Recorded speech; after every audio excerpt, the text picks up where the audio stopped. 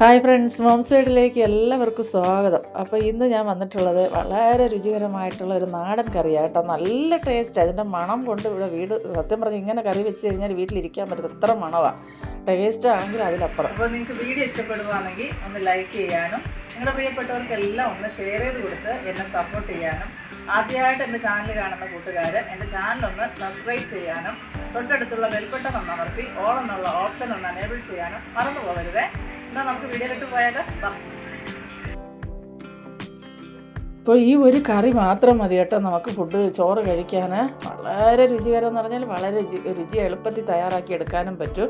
അതിനായിട്ട് ഞാനിവിടെ കുറച്ച് ഉണക്കയില എടുത്തിട്ടുണ്ട്. അപ്പോൾ കഴുകി വൃത്തിയാക്കി അയില മാറ്റി വെച്ചിട്ടുണ്ട്. ഇനി ഞാൻ ഒരു പാൻ എടുത്തു. അതിലേക്ക് 1/2 ടീസ്പൂൺ മഞ്ഞൾപ്പൊടി, 2 സ്പൂൺ എടുത്തിട്ടുണ്ട് മുളക് പൊടി, അതുപോലെ തന്നെ ഒരു 1/2 ടീസ്പൂണ് മല്ലിപ്പൊടിയും കൂടെ നമുക്കിതിൻ്റെ കൂടെ തന്നെ ചേർത്ത് കൊടുക്കാം. അപ്പോൾ ഇത് തേങ്ങ അരച്ച കറിയുമല്ല, എന്നാൽ തേങ്ങ ഒരല്പം ചേർക്കുന്നുമുണ്ട്, എന്നാൽ മുളക് കറിയല്ല കേട്ടോ. ആ രീതിയിലാണ് നമ്മൾ വെക്കുന്നത്. നല്ല ടേസ്റ്റാണ്. അപ്പോൾ നിങ്ങൾ ഒരിക്കലെങ്കിലും ഇതുപോലെ ഒന്ന് തയ്യാറാക്കി നോക്കുക. ഇഷ്ടപ്പെടുവാന്നൊരു ലൈക്ക് തരാൻ മറക്കരുത്. അതുപോലെ തന്നെ നിങ്ങളുടെ പ്രിയപ്പെട്ടവർക്കെല്ലാം ഒന്ന് ഷെയർ ചെയ്ത് കൊടുക്കാനും എന്നെ സപ്പോർട്ട് ചെയ്യാനും മറന്നു പോരുത് കേട്ടോ. ഈ ചാനൽ ഫോളോ ചെയ്യാനും മറക്കരുത്. അപ്പോൾ അതാ നമുക്ക് അതുപോലെ തന്നെ കൂടെ ഒരു ഹൈപ്പും കൂടെ തരണേ. ഇപ്പോൾ ഞാൻ തീ കുറച്ച് വെച്ച് വേണം നമുക്കിതൊന്ന് വറുത്തെടുക്കാൻ. പൊടി ഒട്ടും കരിഞ്ഞു പോകാൻ പാടില്ല, എന്നാൽ പൊടിയുടെ പച്ചമണം കംപ്ലീറ്റ് മാറി കിട്ടുകയും വേണം. അപ്പോൾ നമ്മൾ കുറച്ച് സമയം എടുത്ത് ഇത് നല്ലപോലെ ഒന്ന് വറുത്തെടുത്തിട്ടുണ്ട്, തീ കുറച്ച് വെച്ച്. ഇനി ഈ പാത്രം ചൂടായതുകൊണ്ട് ഈ പാനിൽ തന്നെ ഇരുന്നാൽ കരിഞ്ഞു പോകും. അതുകൊണ്ട് ഞാനൊരു വേറൊരു പാത്രത്തിലേക്ക് അത് മാറ്റിയിട്ടുണ്ട്. ഇനി നമുക്കിതൊന്ന് അരച്ചെടുക്കണം. അപ്പോൾ അതിനായിട്ട് മിക്സിയുടെ ജാർ എടുക്കുക. അതിലേക്ക് ഒരു 3 സ്പൂണ് തേങ്ങ ഞാൻ ചേർത്ത് കൊടുക്കും. നിങ്ങൾ കാണുന്നുണ്ടല്ലോ, ഇത്രയും തേങ്ങ മതിയാവും. നമ്മൾ ഒരുപാട് തേങ്ങ ഒന്നും ചേർത്ത് വെക്കുന്നില്ല. ഇനി ഇതിലേക്ക് നമുക്ക് വേണ്ടത് കുറച്ച് ചുമന്നുള്ളി ആവശ്യമായിട്ടുണ്ട്. അപ്പോൾ അത് ചേർത്ത് കൊടുക്കുക. ഒരു 3-4 ചുമന്നുള്ളി ചേർത്ത് കൊടുക്കുക. അതിൻ്റെ കൂടെ തന്നെ നമ്മൾ വറുത്ത് വെച്ചിരിക്കുന്ന ഈ പൊടികളും കൂടെ ചേർത്ത് കൊടുത്ത് നമുക്കിത് കുറച്ച് വെള്ളം ഒഴിച്ച് നല്ലപോലെ ഒന്ന് അരച്ചെടുക്കാം. അപ്പോൾ ഈ കറി വെച്ചാൽ നമ്മുടെ വീട്ടിൽ ചോറ് എത്ര വെച്ചാലും തികയാതെ വരും കേട്ടോ. അത്രയ്ക്ക് നല്ല ടേസ്റ്റുമാണ്. മക്കളെല്ലാം ആസ്വദിച്ച് കഴിക്കുകയും ചെയ്യും. അപ്പോൾ ഇതാ ഞാനിതൊന്ന് അരച്ചെടുത്തിട്ട് വരാം. ഇപ്പം നമ്മുടെ അരപ്പ് ഇവിടെ റെഡി ആയിട്ടുണ്ട്.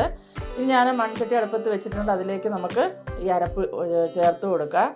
അരപ്പ് ചേർത്തതിന് ശേഷം ജാറ് കഴുകി അതിൻ്റെ വെള്ളവും കൂടെ നമുക്കിതിലേക്ക് ഒഴിച്ചു കൊടുക്കാം. ജാറിനകത്ത് ഒത്തിരി അരപ്പിരിപ്പുണ്ട്. അപ്പോൾ അതൊന്ന് വെള്ളം ഒഴിച്ച് കുലുക്കി ഒഴിച്ചു കൊടുക്കാം നമുക്കതിലേക്ക്. നല്ല ടേസ്റ്റ് എന്ന് പറഞ്ഞാൽ ഒരു രക്ഷയില്ല കേട്ടോ. ഇതിങ്ങനെയൊക്കെ നിങ്ങൾ ഇടയ്ക്കിടയ്ക്ക് ഇതുപോലെ നാടൻ കറിയൊക്കെ എന്ന് പറഞ്ഞാൽ ഒരു പ്രത്യേക ടേസ്റ്റാണ് കേട്ടോ. അത് പണ്ടത്തെ കാലത്തൊക്കെ നമ്മൾ കഴിച്ചവർക്ക് അറിയത്തുള്ളൂ. എൻ്റെയൊക്കെ കുട്ടിക്കാലത്ത് ഞാൻ കഴിച്ചത്, പണ്ടെന്ന് പറഞ്ഞാൽ ഒത്തിരി വർഷമൊന്നും ഞാൻ പറയുന്നില്ല, എൻ്റെയൊക്കെ കുട്ടിക്കാലത്ത് കഴിച്ചിട്ടുള്ള ആ സ്വാദൊക്കെ ഉണ്ടല്ലോ, അതൊക്കെ ഇപ്പോഴും നമുക്ക് ഓർക്കുമ്പോൾ വായിൽ വെള്ളം നിറയും. അപ്പോൾ ഇനി ഞാൻ ഒരല്പം മാത്രം ഉപ്പ് ചേർത്ത് കൊടുക്കുന്നുണ്ട് കേട്ടോ. ഉണക്കമീൻ ഒരുപാട് ഉപ്പുള്ളതാണെങ്കിൽ നിങ്ങൾ ഉപ്പ് ചേർക്കരുത്. ഉണക്കമീൻ ഇട്ട് ഒന്ന് തിളച്ച് കഴിയുമ്പോൾ നമുക്ക് അറിയാൻ പറ്റും എത്ര ഉപ്പ് വേണമെന്നുള്ളത്. അതിന് ശേഷം മാത്രം ചേർത്ത് കൊടുക്കുക. അപ്പോൾ ഇപ്പോൾ ഞാൻ അതിലേക്ക് കറിവേപ്പില ഇട്ട് കൊടുത്തിട്ടുണ്ട്.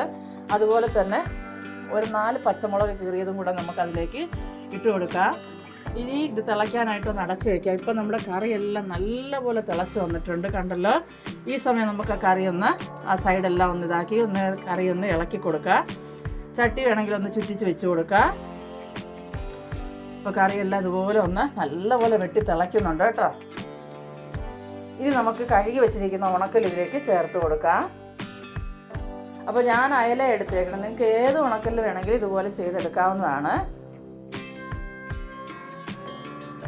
അപ്പോൾ ഇതെല്ലാം ഇട്ട് കൊടുത്തതിന് ശേഷം ഒരു ചെറിയ 3 പീസ് പുളി ഞാൻ തോട്ടുപുളി കഴുകി വെള്ളത്തിൽ കുതിർത്ത് വെച്ചിട്ടുണ്ട്. നമുക്ക് ആ പുളി വെള്ളത്തോടു കൂടി തന്നെ ഇതിലേക്ക് ഒഴിച്ചു കൊടുക്കാം. അപ്പോൾ ഇതെല്ലാം ഇട്ട് കൊടുത്തിട്ടുണ്ട്. ഇനി നമുക്കിതൊന്ന് ചട്ടി ഒന്ന് ചുറ്റിച്ച് നമുക്കിതൊന്ന് തിളയ്ക്കാനായിട്ട് വെക്കാം. കറി ആദ്യം നല്ലപോലെ ഒന്ന് തിളച്ചതിന് ശേഷം നമുക്ക് തീ കുറച്ച് കൊടുക്കാം. അപ്പോൾ നല്ലപോലെ ഒന്ന് തിളച്ച് വരട്ടെ.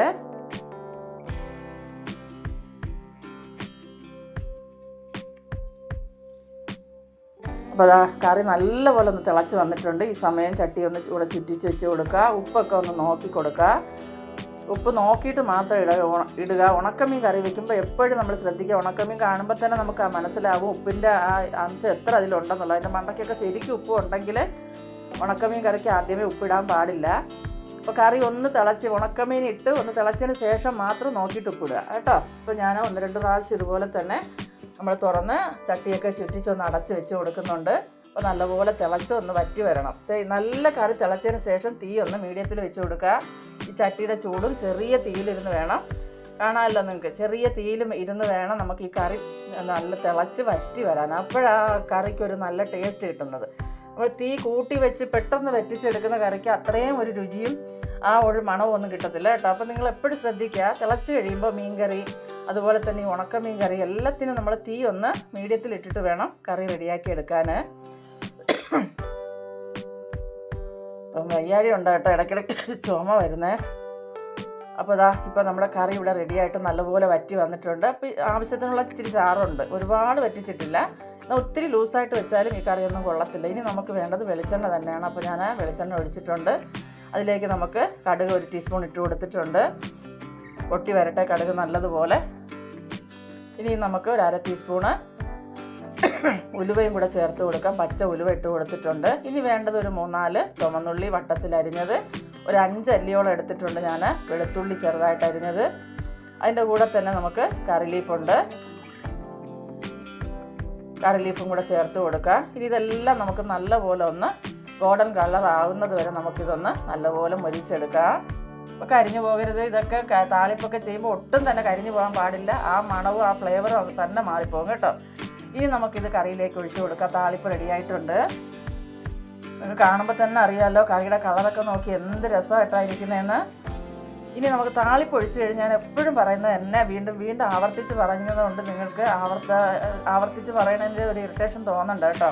പക്ഷേ ഈ കറി ഇങ്ങനെ തന്നെ ഒന്ന് അടച്ച് വയ്ക്കുക. ഇനി നമ്മൾ കഴിക്കുമ്പോഴോ അല്ലെങ്കിൽ ഒരു 1-2 മണിക്കൂർ കഴിഞ്ഞിട്ടൊന്ന് തുറന്ന് നോക്കിയാൽ മതി. അപ്പോൾ തന്നെ നമ്മുടെ ഈ താളിപ്പിൻ്റെ മണവും ആ വെളിച്ചെണ്ണയുടെ ഉള്ളിയുടെ എല്ലാ ഫ്ലേവറും നല്ലപോലെ നമുക്ക് ഈ കറിക്കകത്ത് കിട്ടത്തുള്ളൂ. ഉടനെ തന്നെ ഇളക്കി യോജിപ്പിക്കാൻ നിൽക്കണ്ട. അപ്പോൾ അടുത്തൊരു വീഡിയോ ആയിട്ട് കാണുന്നവരെയും എൻ്റെ എല്ലാ കൂട്ടുകാർക്കും ബൈ.